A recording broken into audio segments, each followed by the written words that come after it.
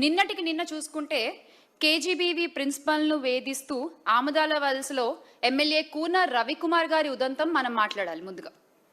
అంటే కూటమి ప్రభుత్వం వచ్చిన నాటి నుండి రాష్ట్రంలో ఇందాక నేను చెప్పినట్టు దళితులు, ఉద్యోగులు, అందులో మహిళా ఉద్యోగుల పట్ల ముఖ్యంగా ఈ ఎమ్మెల్యేలు చేస్తున్న ఒత్తిడి, ఈ ఎమ్మెల్యేలు చేస్తున్న దారుణాలు, బెదిరింపులు, దాష్టికాలు ఒక్కొక్కటి పెరిగిపోతూనే ఉన్నాయి.